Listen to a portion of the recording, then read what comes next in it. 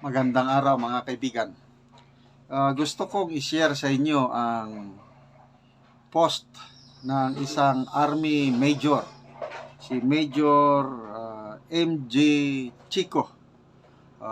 Mahaba-habang post ito tungkol sa nangyaring kaguluhan sa ating bansa. Ito siya, isa bemedaled Army Major.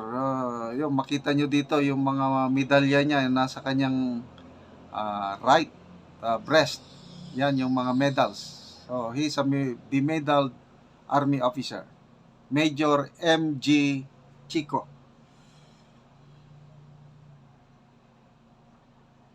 Okay, sabi niya, so, itong post niya is 49 minutes ago.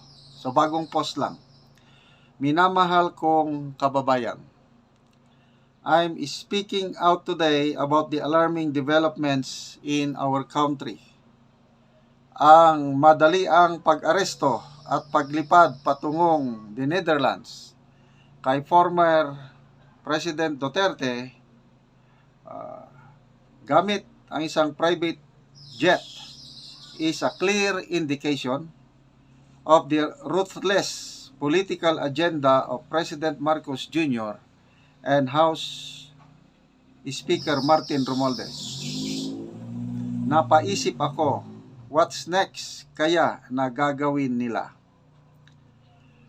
Ang matinding pagnanasa ni Martin Romualdez na maging presidente ng Pilipinas sa 2028 has led to a toxic political climate, kagaya ng ginagawang garapalang pag-atake kay BP Inday Sara, pagbabalasubas sa budget ng gobyerno, lantarang pakikialam sa pundo at implementation ng mga assistance programs at infrastructure projects ng Executive Department.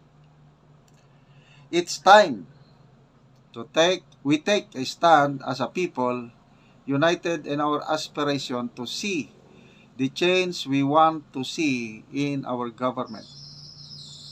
Aking nakita ang strong clamor ng karamihan in social media na dapat makialam ang AFP lalo na sa pang-aabuso na ginagawa ng ilang pangunahing tauhan ng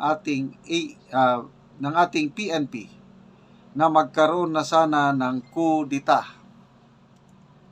Na inaamin ko minsan ay sumagi din sa aking isipan na why not? Pero, yun nga ba ang tama at natatanging solusyon sa problema ng ating lipunan? Nagkudita noong panahon ni President Cory Aquino. Nasolusyonan ba ang problema kagaya ng corruption, abuse of power noong panahon ni President Marcos Sr.? Hindi. Nagkudita noong panahon ni President Estrada, nasolusyonan na ba ang problema ng ating lipunan? Hindi. Nagku na din ang panahon ni President Arroyo. Does it solve the problems of our society? Hindi. History will teach us military uprising will not solve the problem of our society. If we, the people, will keep electing corrupt, incapable, and ineffective people to lead our barangay, municipal, city, province, and the presidency. What we are experiencing now is mainly due to the wrong choice we made by electing PBBM during the 2022 presidential elections. That paved the way for his cousin, Martin Romualdez, to become the House Speaker.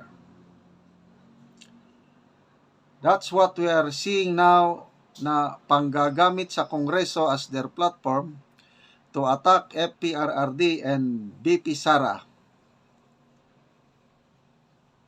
Quadcom, Tricom, Committee on Good Government and Public Accountability, etc. For very obvious reasons, pagsasaula sa budget para magamit na panuhol ng mga crooks kagaya ng in-expose ni Mayor Magalong. Sabi ni Luestro, dahil daw kay House Speaker ay bumabaha ng AIX, TUPAD, MAIP, AKAP funds sa mga nagpapakatuta sa padre di pamilya nila. Tayo ang bumoto sa kanila, nagbigay ng kapangyarihan na inaabuso nila. And now, ang gusto nyo, ang AFP ang maglinis ng kalat natin? Two successful coup in our nation's history since Marcos Sr. did not solve the problem in our society. So what should we do now? We must not resort to military action or violence. Instead, let's harmonize the power that democracy has given us. Tayo naglagay sa kanila sa pwesto ng kapangyarihan, tayo din ang magpaalis sa kanila. Let's unite and exercise our power through elections. It's time to hold our leaders accountable and choose the new path of our country.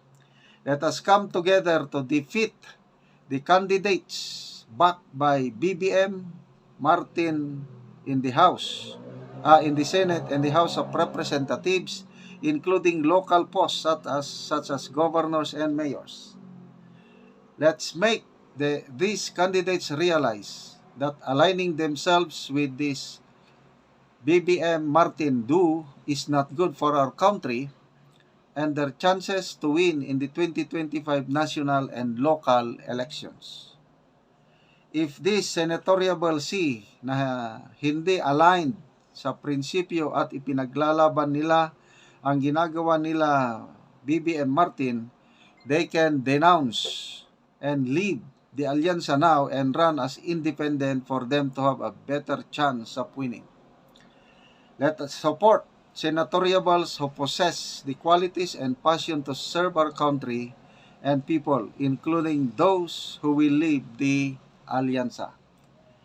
If we are able to put in power qualified and passionate public servants, only then we will be able to address the problems of our society. Nagkamali tayo sa pagpili noong 2022. Tayo ang magtama ng ating pagkakamali sa pamamagitan ng kapangyarihan ng ating balota sa Mayo 12, 2025. We owe it to ourselves, our children, and the future of our nation to fight for a better tomorrow. Let's do this. Mula sa isang nabudol from Tacloban City. Taga Tacloban pala ito. From a former member of the AFP, a very passionate one. Okay, retired na pala itong si Major MJ Chico. So, salamat MJ sa iyong passionate na post. Okay mga kaibigan, salamat sa inyong palaging panunood sa ating mga videos. Nakakatulong kayo ng malaki sa Tribong Talandig. Namimigay tayo out of our sweldo sa YouTube channel nito. Namimigay tayo ng livelihood assistance sa Tribong Talandig. Nagpapatanim tayo ng saging lakatan. Kung may itinanim, may aanihin. Panoorin nyo ang video na ito. Na anak ko dire sa saging lakatan ni Manoy Nore. O ako silang bisitahon. Mayong buntag nang. Ayong buntag. Oo. Nagaunsa man mo diya nang?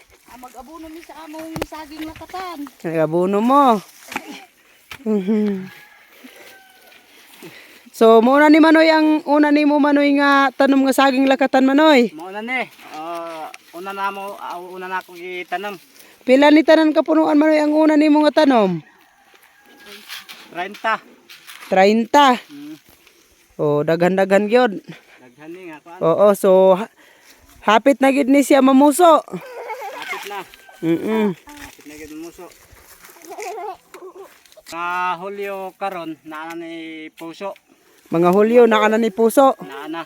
Oo, kining 30 nimo kapunuan. Kaning 30 ka punuan. Oo, kay mga dagko naman. Yung mga taas na, dagko na kayo. Oo.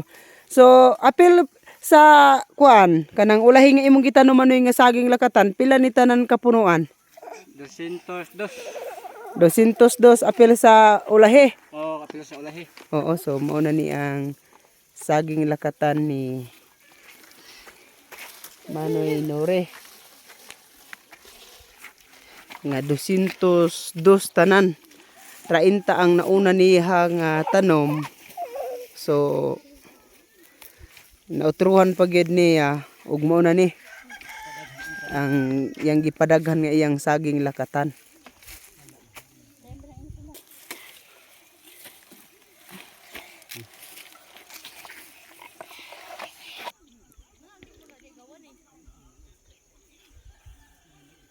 O mga tambok yun ang tanom ni Manoy Nore nga saging lakatan.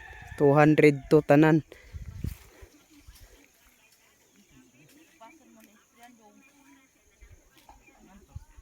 Unsa imong maistorya na ang guwahin sa padayon sa pagtabang sa abono ug sa puradan ug uban pa nga magamit nato sa saging? Magdako akong pagpasalamat sa nagtanaw og video nga mopadayon ang pagsuportar kanamo og paradan og abuno og sa Ginoo nga Oo. makapasuportar gyud sa pagpaeskwela sa akong mga anak. Oo. Sige nang, salamat. Og salamat sa Ginoo. Oo.